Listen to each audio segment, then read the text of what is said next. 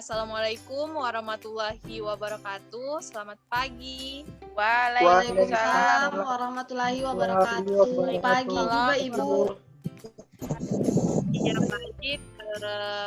Alhamdulillah kita masih berkumpul pada pagi hari ini untuk melakukan proses belajar mengajar.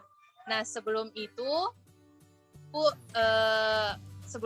kita berdoa terlebih dahulu untuk agar pembelajaran kita pada pagi hari ini bisa bermanfaat. Nah, berdoa dimulai.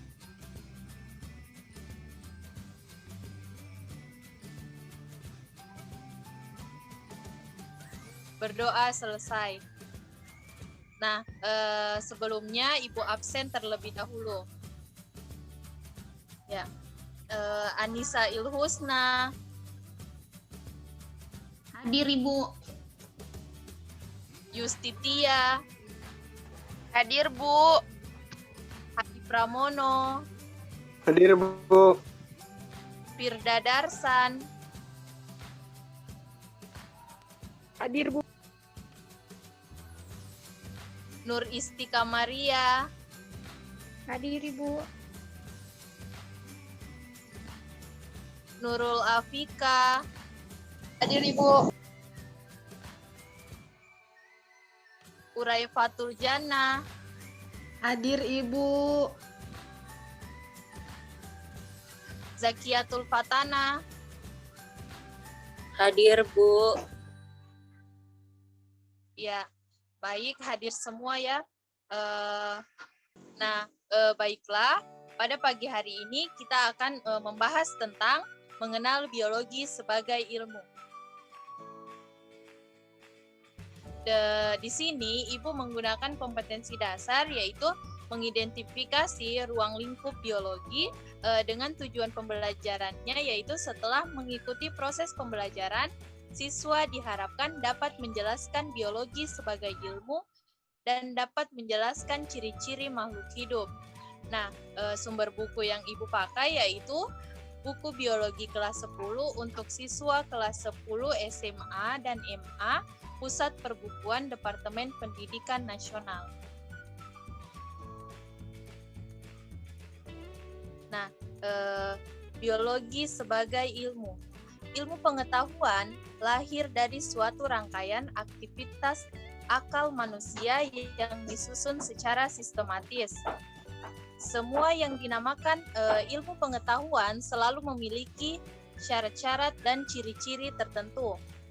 Sifat dan ciri-ciri ilmu tersebut adalah yang pertama, memiliki objek, yang kedua, menggunakan metode, yang ketiga, sistematis, yang keempat, universal, yang kelima, objektif, yang keenam, analitis, dan yang terakhir adalah verifikatif. Nah, selanjutnya di sini Ibu akan menjelaskan satu persatu ciri-ciri yang telah Ibu sebutkan tadi. Yang pertama itu memiliki objek.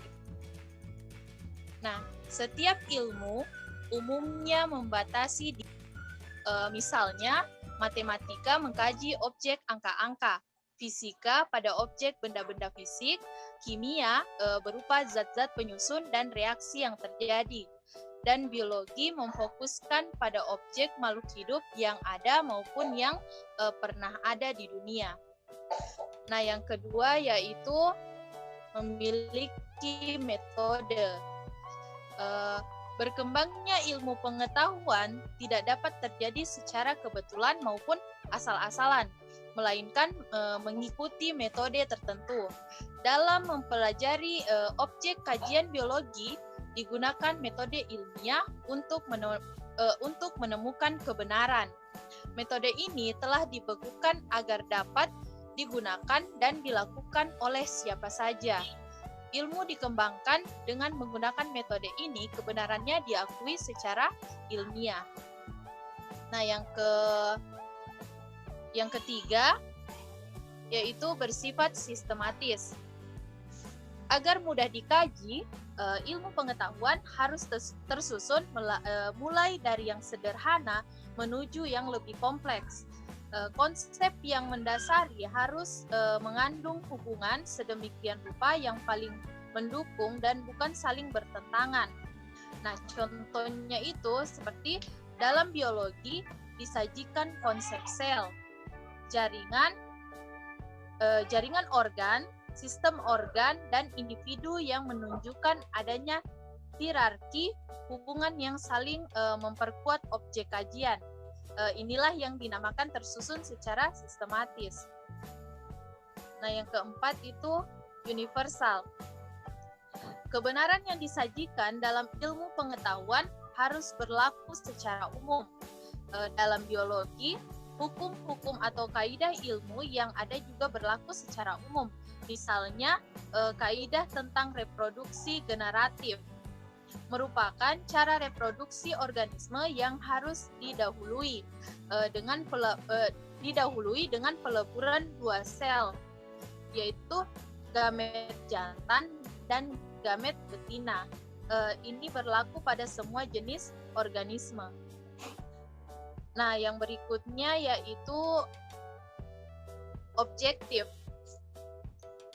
Nah, yang mana pernyataan dalam suatu ilmu pengetahuan harus bersifat jujur, yaitu menggambarkan kondisi apa adanya, mengandung data atau informasi yang sebenarnya, bebas dari prasangka, kesenjangan atau kepentingan pribadi.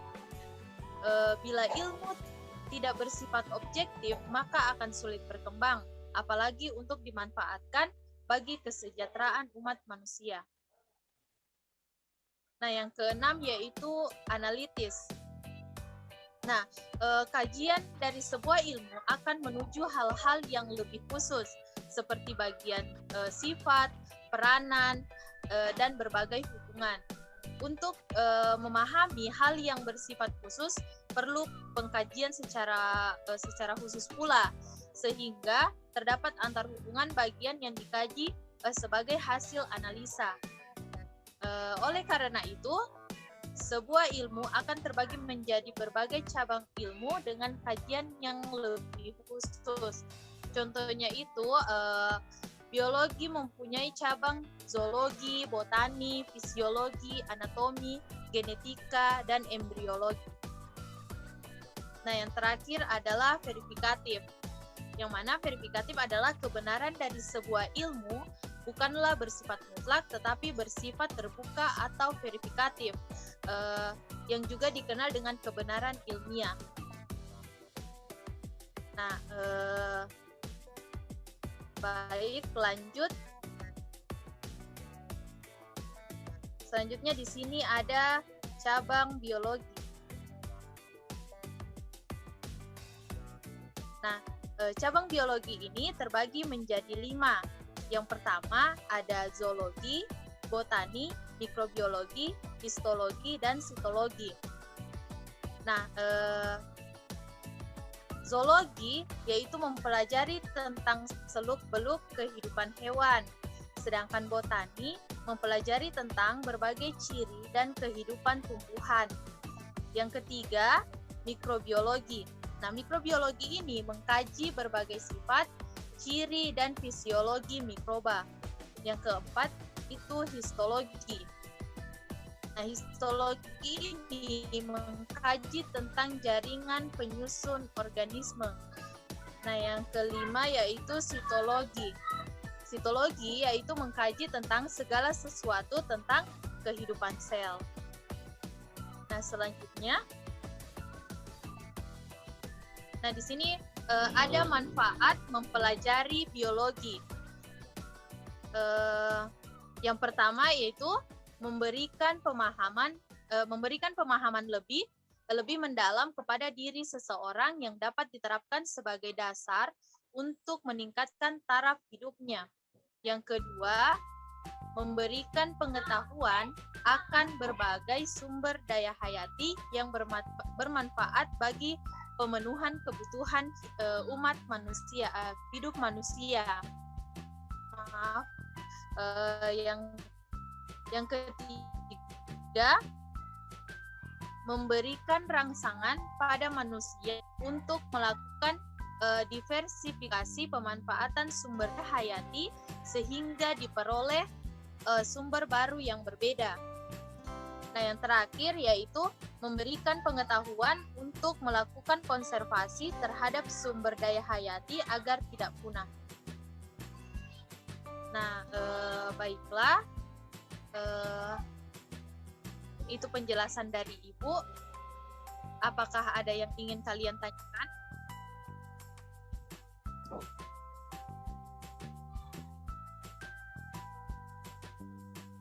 Baik, jika tidak ada, mungkin sudah jelas.